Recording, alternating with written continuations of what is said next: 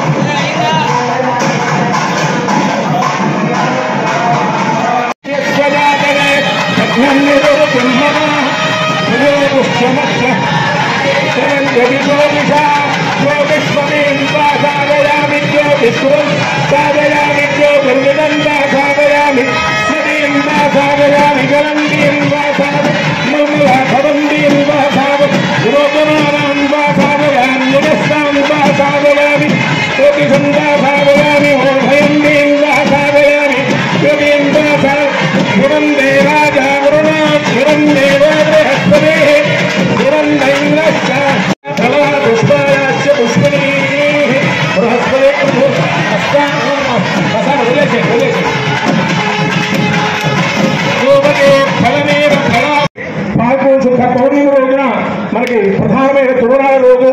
ఆ రోజున స్వామివారి దివ్య దర్శనం ప్రతి భక్తురాయ నమః. ఓం హరయే నమః. ఓం శ్రీకృష్ణాయ నమః. ఓం శ్రీకృష్ణ పరబ్రహ్మణే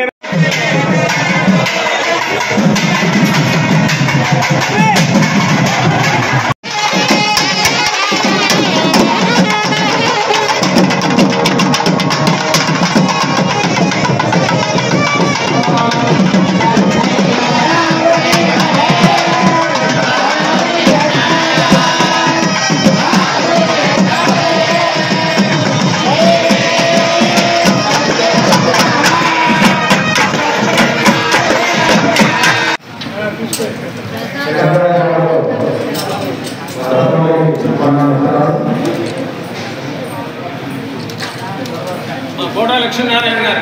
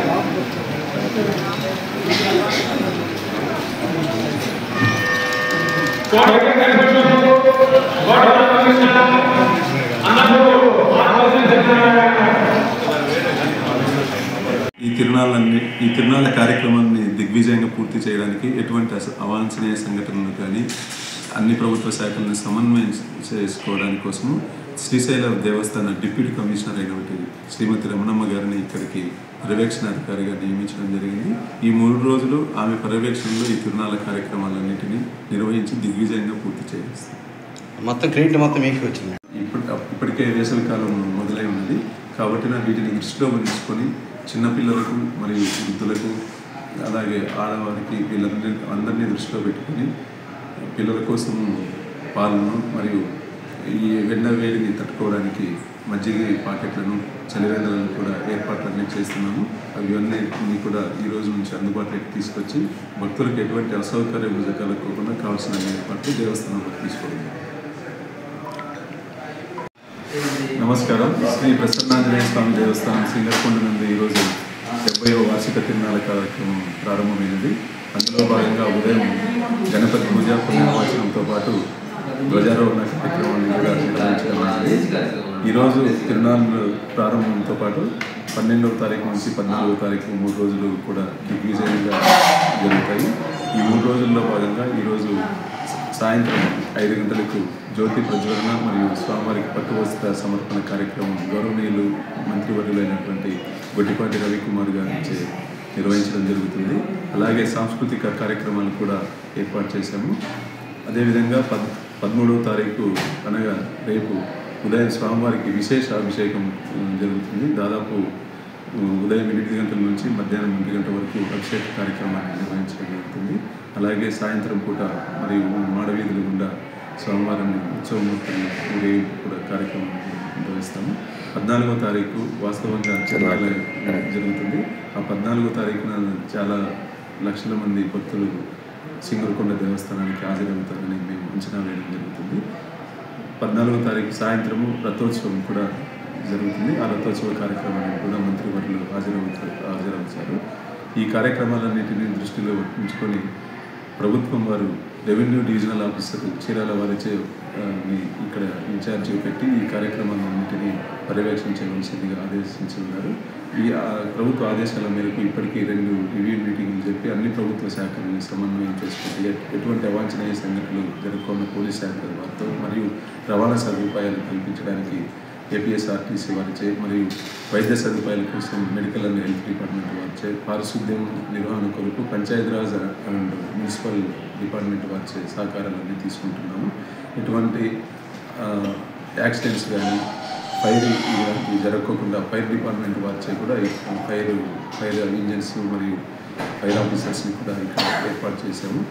ఇవే కాకుండా భక్తులకి దేవస్థానం వారు 3 రోజులు కూడా ఉదయం నుంచి సాయంత్రం వరకు దేవస్థానం వచ్చేటువంటి ప్రతి భక్తుడికి కూడా స్వామివారి అన్నప్రసాదాన్ని ఏర్పాటు చేశాము. మరియు మంచినీటి సౌకర్యాన్ని బయో టాయిలెట్స్ని వీటన్నిటిని ఏర్పాటు చేశాము. అలాగే పోలీసు వారు ఏర్పాటు చేసిన బ్యారికేడ్ల నుంచి దేవస్థానానికి వచ్చేటువంటి వృద్ధులకు మరియు దివ్యాంగులకు కోసము ప్రత్యేకంగా ఈ సంవత్సరం 5 ఆటోలను ఏర్పాటు చేసి ఆ బ్యారికేడ్స్ నుంచి దేవస్థానం వారికి ఉచితంగా వారికి రవాణా ఏర్పాటు చేస్తాం. ఎటువంటి ఆటంకాలు లేకుండా వాళ్ళు దర్శనం చేసుకోవాలనే ఉద్దేశంతో ఈ సంవత్సరం ఏర్పాటు చేశాము. ఈ కార్యక్రమాలన్నింటినీ దిగ్విజయంగా పూర్తి చేయడానికి గొట్టిపాటి రవికుమార్ మంత్రి వారు దాదాపు 15 రోజుల కిందటి నుంచి మాకు సూచనలు సలహాలు ఇస్తూ అన్ని ప్రభుత్వ శాఖల వారికి కూడా ఆదేశాలు ఇచ్చి ఈ సింగరకొండ తిరునాళ్ళని అద్దంకి నియోజకవర్గంలోనే బ్రహ్మాండంగా విజయంగా ఎప్పుడూ లేనటువంటి కనివిని ఎరుగని రీతిలో నిర్వహించాలని ఆదేశించి ఉన్నారు. కాబట్టి వారి సూచనల సలహా మేరకు మేము ఈ తిరునాళ్ళ కార్యక్రమాన్ని విజయంగా పూర్తి చేయడానికి కావాల్సినటువంటి ఏర్పాట్లన్నీ చేస్తున్నాం.